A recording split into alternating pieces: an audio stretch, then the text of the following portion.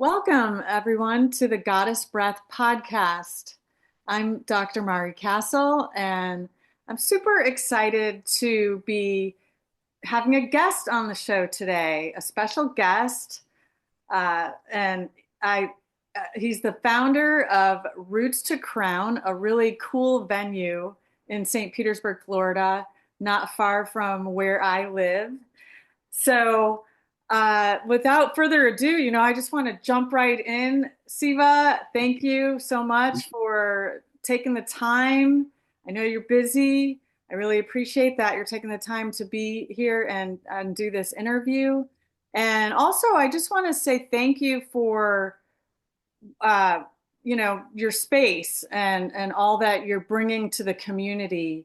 Um, when I met you in Cameo at one of the events, a couple of weeks ago, I was just so impressed with the space, how you designed everything. And I also was feeling, because I'm kind of sensitive to energy. So I just really felt welcomed in the space. I felt comfortable. I felt like my energy could open.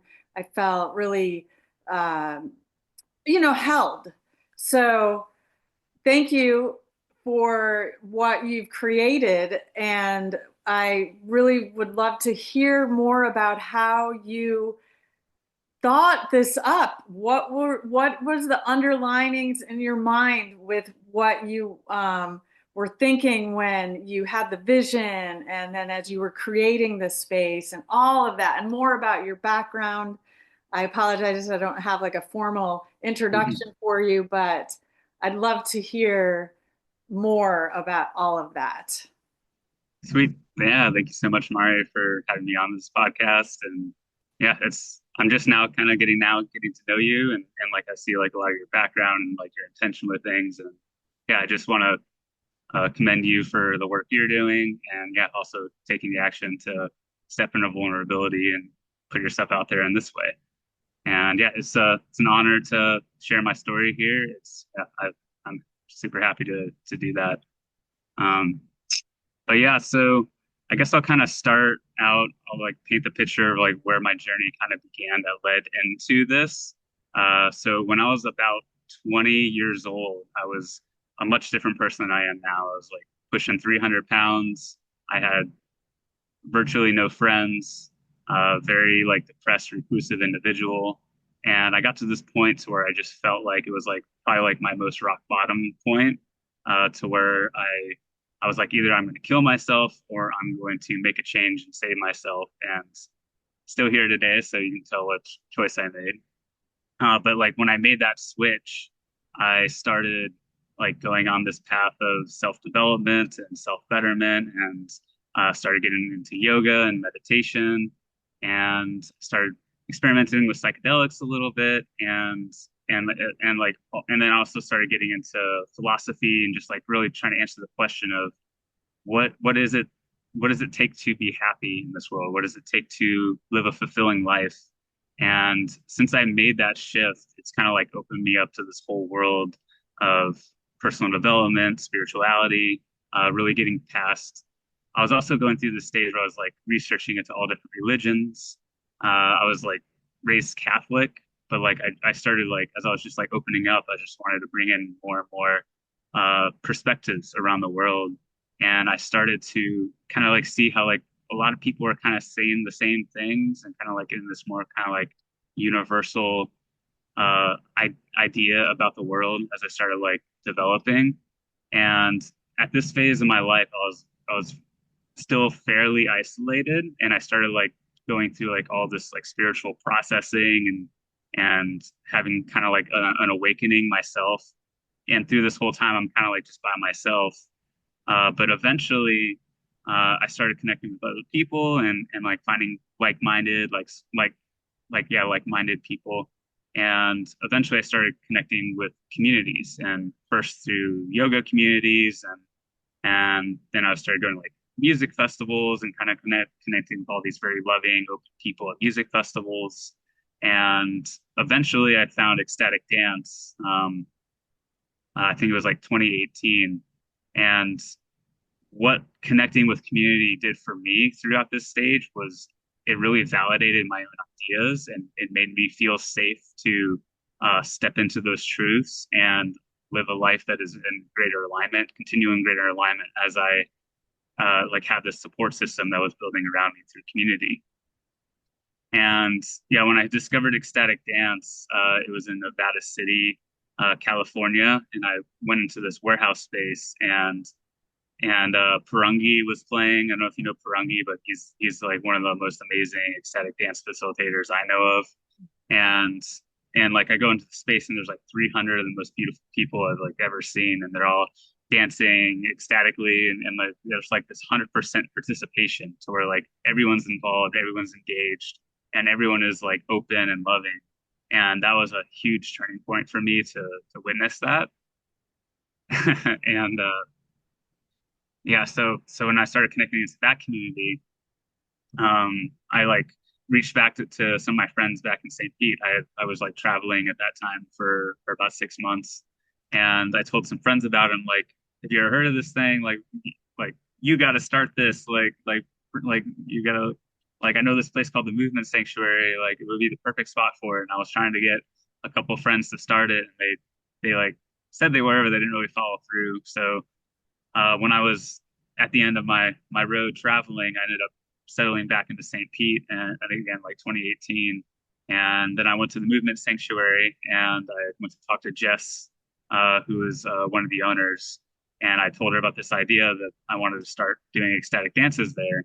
And before then, like ecstatic dance wasn't really like a widely known thing in our area, and I kind of had to go through this process of educating people on what it was. And I started doing it there at first. The first three I did was like every 2 weeks, and I was kind of experimenting, kind of doing monthly. But after about a year there, I eventually got into doing them weekly, which was my initial vision, because that's kind of like what it takes to create a community, is having that consistent container to where people can come and they reliably know that you can experience this energy. Um, so so yeah, after that year, I like announced I started doing it weekly, and then continued doing it weekly until like when was it? January 2022. Um, During that journey of putting that on there, we had several dances that had well over 100 people, and I noticed that this guy Ross, who runs the Bula cafes. It was his birthday, and I had been trying to reach out to him to try and get him to come to one of our ecstatic dances. I had known I know he's like into psychedelics and like really transformative, expansive experiences, and I thought that this would be a great thing for him and his community. So I had reached out to him a few times, but I couldn't ever get him out. But on his birthday, I went and dropped off a handwritten card, some free tickets to one of the Bula cafes. And he ended up showing up, and it was like one of our more successful events. And he was really impressed with what we're doing. And he was like, how can I get involved with this? Like, I see like so many in my community here. Like, this is an amazing thing. And so I ended up going to meet with him and his partner, Chandler, and kind of like pitched this idea of doing like a conscious nightclub type of place. And they're like, yeah, we kind of want to do something like this too. So we kind of like met with our ideas there, and we at first were going to try and buy the movement sanctuary. The primary issue with the movement sanctuary is on one side there are a number of people who came to my events who said they didn't really feel safe there for like a number of other issues, which again I don't really need to go into too much here. Um, but like I was in this phase of trying to find like a safer space for my community, and I was trying to make it happen there, but yeah, that didn't work out, and we just kind of like dropped it for a bit, and then Chandler, I ran into her a little bit later, maybe like 6 months later, and they're like, "Yeah, we bought this space, and like we're kind of like working on this idea, and like, do you want to come get involved with us?" And I went and met with them, and that space is what Roots is now. And so we were working together on this idea, kind of like putting it together. And so that was the initial vision, was basically we were going to work together on it. I was going to be essentially an event coordinator, and they were primarily going to run the business. And Chandler is into herbalism, and she was going to kind of like run like a botanical tea bar type thing. And but eventually, when it got closer to the time of it actually launching, they met with me, and they're like we're kind of like they're kind of like at a phase in their life where like they've made enough money that they don't really need to work anymore, and they're like not really wanting to jump into a new business project like this and be fully dedicated. So they're like, we're feeling like this isn't in the highest alignment for us now. Like, do you want to just take this over and make it your own? And like I sat with that, and after about 2 3 days, I reached back to them like 100%, like I'm totally down for this. Um, Up until that point, it was never my inclination to open like a brick and mortar type space. It just kind of like led into this. Um, Also, I kind of like skipped over this, but back when I was like 20 years old, when I was going through that kind of life-changing experience, I set my career goal to increase the most amount of love in the world, decrease the most amount of suffering, regardless of what the path looks like. Doesn't matter what I'm doing. That's just kind of like what I want to do. However, my like skills and resources can be utilized to create the most positive change in the world. That's the direction I want to move in. And I feel like that's kind of like manifested through this. Like when I've got up to this point, my background was I had been freelance writing and doing like marketing stuff for about 10 years. I had done the ecstatic dance thing for 3.5 years. I had become a Kundalini yoga teacher during that time.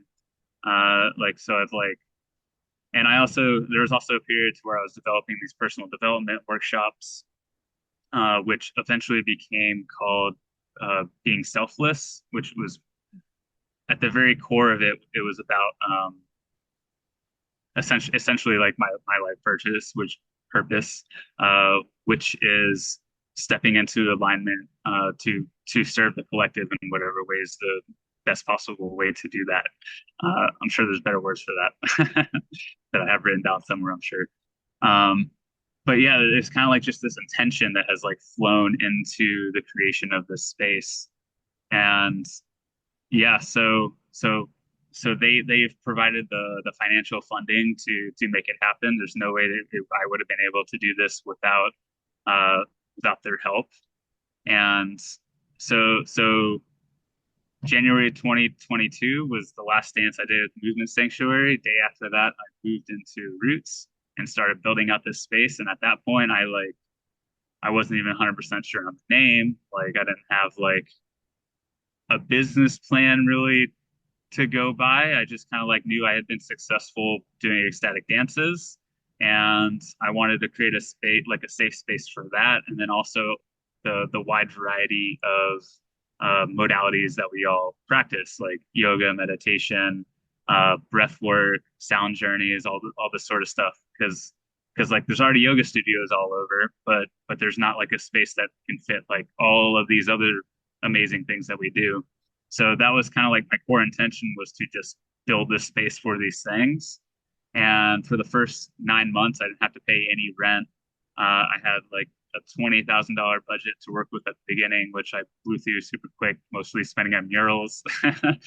And yeah, so I'm just like, I've just kind of like been figuring it out as I go. And now we're just a little over 3 years into it. And um, a year and a half into it, Ross actually sold the building because uh, interest rates went crazy, and he ended up paying like so much on interest, and like the real estate market was kind of like hitting a peak, and he was like feeling like he wanted to like get out on his investment, and so he ended up selling it to what is it, like a property management company. And so far they've been really happy with what I'm doing, but like the last year and a half I haven't had that security net as, as much, and like I had to pay more like going into them. And so yeah, now I'm like standing on my own 2 feet, running the space. And yeah, so like today, Roots to Crown has become like a pretty amazing community space. We've done things that I would have never thought possible. We've brought in like huge artists from around the world, like including like Rupert Bloom, Drum Spider, Yaima. We had Brett Pella, who's a really awesome conscious comedian, come in recently, Eponymous. Like, and then like, oh yeah, all these like really high level facilitators bring all this stuff, and people are hearing about it, not only locally, but like all across the country. Like and go to like almost any um like spiritual community space that's similar to this, where they do similar things, and tell them about Roots to Crown. Like, oh yeah, I've heard about that, and like the word gets out, and like people are really inspired by what's happening here in St. Pete and all the stuff that we're doing here. And yeah, it's wild to me that this has happened. Like me growing up, like I was never very a sociable person. I hated public speaking. Like from where I went at 20 years old and of like having no friends and like barely being able to function in society to running a community space like this. Like it's been like quite an amazing transformation for myself. And yeah, so we're and then like the kind of like gets to where we're at today, um, is like I'm kind of at this point to where I don't know if this is what I want to be doing long term. Like I've loved creating the space. I'm so proud of everything we've done. But like yeah, I'm kind of like in this like soul seeking space, I guess, again, to where I'm like trying to figure out what are my next steps. And on one side, I'm committed to making sure this community continues on and continues to grow. But I'm also looking out for other people who this is their dream.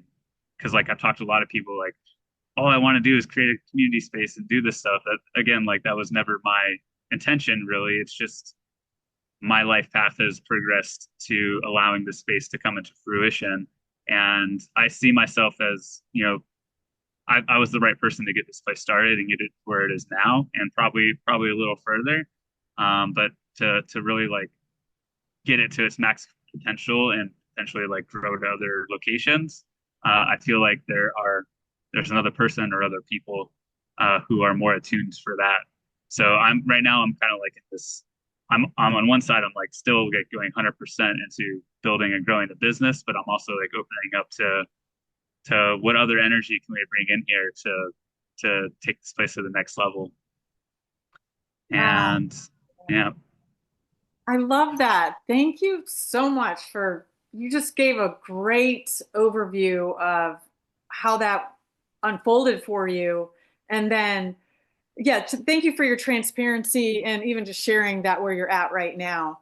And I love how there's always some sort of seeding to the transformation, right? So at your 20 years of age, not sure what was going to unfold for you, probably never even considering the thought of having a space like this, but then with the intention of, I love what you said to, I wrote it down, to increase love for all and to decrease suffering. That's so great. I mean, what a beautiful intention for a young man, and to have that vision that like you are actually living it, right? You're living it. So yeah, I wanted to say too that you have some really great musicians that you're hosting. I know one's coming up in a couple of weeks that looks like a really great artist. I'm blanking on the name. Ben Um, Cosgrove, I think. yes, Yeah, yes, I'm super excited about him coming out. yes, that sounds great. And then also just that I love the ecstatic dance. I just love Hmm. that. That's kind of like the underpinning, and how that can be so transformative for people.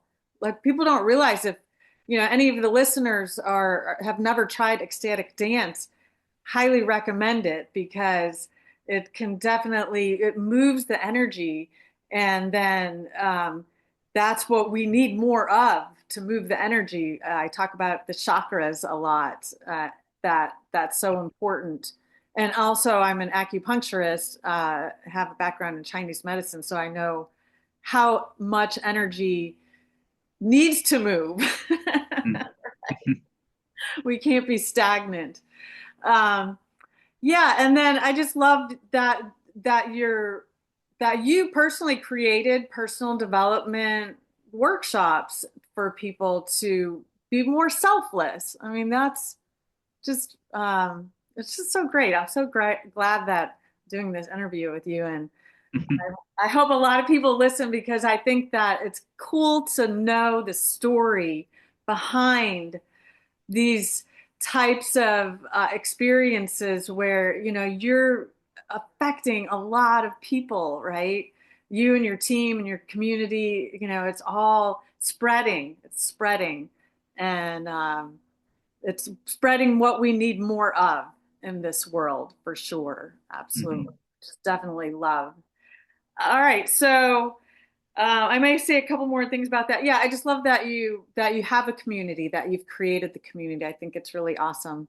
Um, so now in this part of the podcast, I'm talking about the root chakra.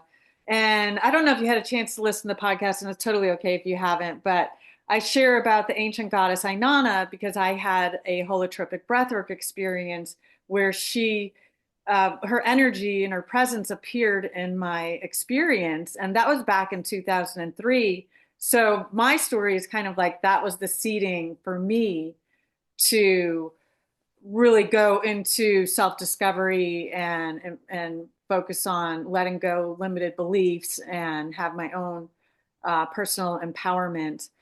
But I compare, and I wrote two books, and in my first book, I compare Ainana's story to the chakra development and it's our human development, but it's the energy in the body as well.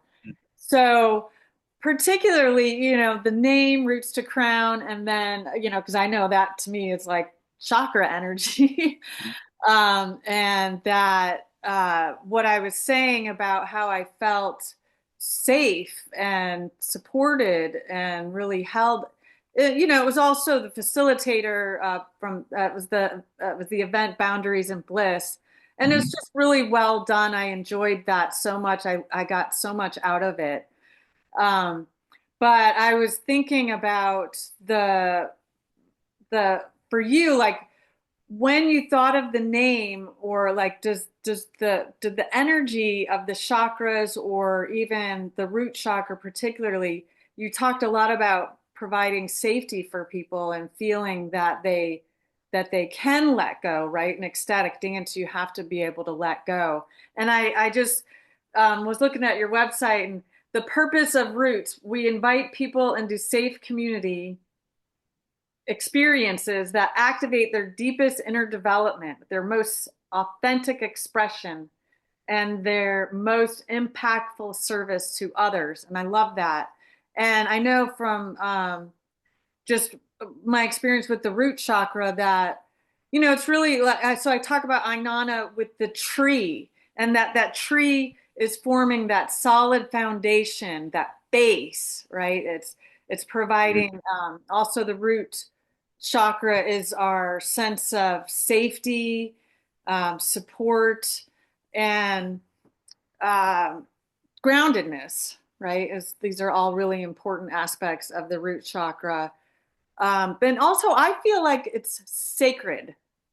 The sacredness, like that's also important in the root chakra energy. So I'm just curious your take and any of that you know you feel was part of the process and the unfolding related to the root chakra. And Yeah, tell us a awesome. little bit more how the name came for you. Yeah. Thank you so much for that awesome question prompt. Uh, so, so yeah, safety is a huge thing here. It's one of our core values, and creating a safe space is a very nuanced thing because, uh, like as we know through our practices and like facilitating that a safe space isn't possible if someone doesn't feel safe with themselves, and trying to create a space in which like encourages that feeling of safety is yeah, it's like not an easy thing. And there's also kind of like this balance between safety and expression that I found. So like if you look at what is it, Maslow's hierarchy of needs, at the very bottom you have like psychological needs like safety. You have to feel safe uh, within your experience and like have all those like basic needs provided for to uh, proceed up the pyramid of that thing.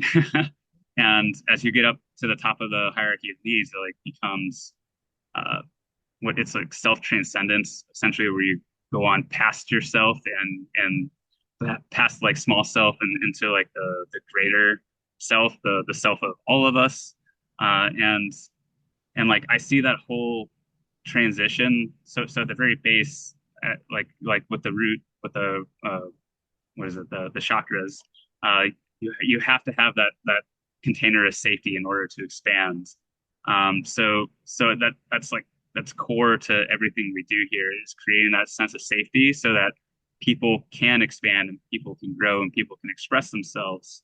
Because I find that it's by first starting with safety and giving people the permission to express themselves, it allows them to move through the process of moving the energy and getting to the point of self transcendence to where they eventually become more selfless and step into greater service of others because that's like the natural progression of things. Um, with the name Roots to Crown, uh, I was kind of going back and forth for a while. Yeah, it is based off the chakras. But for I was going for a while between root to crown or roots to crown. And eventually I went with roots to crown because the kind of like visualization I have is like all the people within the community are like all the roots. And together we come together and create this sense of safety together. And then we evolve up through the tree into the crown, and then that's where we like gain the realization of true self and like connect like our collective one soul. And that's why like yeah, it's plural roots, singular crown, and and yeah. So with ecstatic dance, like I use this analogy a lot of time to where yeah, it's a space for full freedom of expression, but and you're welcome to like yell and shout and kind of like express yourselves however you want. But if you are yelling the entire time, like that's gonna a lot of people are not gonna appreciate that so much. So there's this balance between freedom of expression and creating a safe space together, and kind of like it's kind of hard for those to coexist sometimes because sometimes someone's freedom of expression makes someone else feel unsafe. So so yeah, it's been that's been like one of the biggest challenges of creating a space like this and creating a space that feels safe is balancing between those two. Um, but yeah, I feel like that's the best I got there. Yeah, no, that's great. I love it. And I love that you have the symbolism of the tree too, Mm, because that I think really is important to mirror for us as, human beings, our development, like as it would be with the tree. And I talk about that in my first book. And then I can totally relate to what you're saying about ecstatic dance and how it may be difficult for some people to want to fully express, uh, but then that's affecting others because when I do my holotropic breathwork workshops, it's full of free expression. So if mm, you're screaming, I mean, we've had people screaming at the tops of their lungs. In my experiences, I've done that as well. And then another person could be laughing hysterically or something like that. But I think that really, it might be interesting to even just, I don't know, I haven't been to your ecstatic dance, but I'm definitely going to be going to one soon. I usually do a Thursday night networking, but I'm thinking I'll just go right to the ecstatic dance after that. But that, you know, it might be something within the person, right? That why is that? And I feel like we're so civilized that we really do need to kind of break out of our we're so kind of like closed our energy, and that, breaking out of that and having full expression is part of our birthright. Hmm. Part of like that, a baby's crying, I think, is a wonderful thing. We're always trying to quiet them, but it's like, let them rip. you know? So the same thing, I feel like that's great that you have people that are able to fully just let it out, and how cathartic that can be, right? How transformative. Yeah. Yeah, for sure. Yeah. So I wanted to ask you about something particularly. Let me look at the clock here. Oh, we're doing pretty good. We're right on the half hour. Um,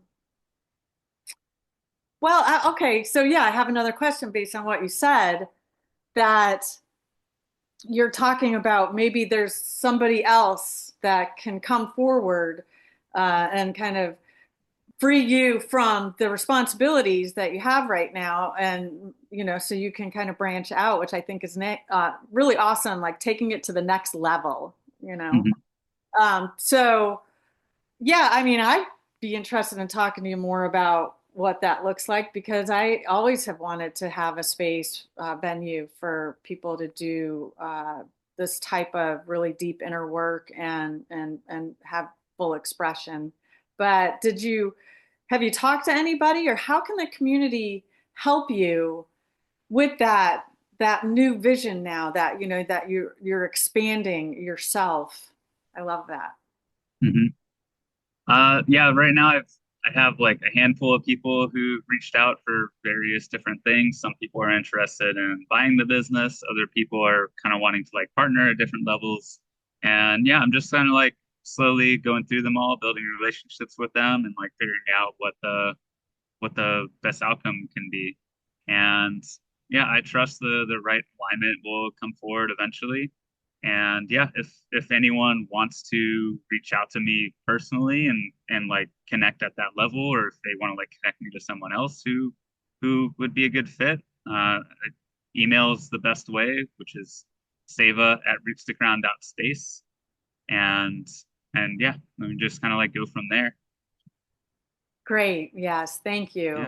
Yeah, I think that's helpful to have people know that, because then once you put the intention out there, right, as you Mhm. know, it's happened. It's already happening. And Yeah. um, yeah, so, well, thank you. I know you're busy, so I don't want to take any more of your time. I would love to talk to you though offline, when we have time, more Sure. about maybe my role that could be a part of Roots to Crown, even if it's coordinating events or something like that. But we can, yeah, like I said, talk about that later. And yeah, I just really appreciate being here today. And it was wonderful to hear your story. I feel like I know so much more, and I'm excited to be doing The Breath of Love on February 9th. That came out of my second book, The Sacred Union. So we'll be doing that, and I hope that you'll be in around, and you and Cameo will be able to participate. Um, and yeah, definitely we'll be attending more of the events there at Roots to Crown. So thank you so much. I appreciate it. Yeah. Cameo and I are actually going on a little vacation from yeah, we're leaving this Saturday, and we actually like we're coming back a little earlier than we initially planned to come to your workshop. Awesome. So Yeah. yeah, I'm really excited about that. All right. And I also just want to plug if anyone's interested in the events and stuff that we got going on to check out our website, which is rootstocrown.space. And yeah, we got all our stuff right on Yes, there. definitely. Good stuff. Mhm. Thank you for all that you do. Yeah. Yeah, of course. Thank you. Thank you for this opportunity Yeah. and great conversation. Yes, I enjoyed it very much. Okay, well, you take care. Enjoy your vacation, and I will Mm, see you very soon. sounds great. Thank you so much. Bye. Bye bye.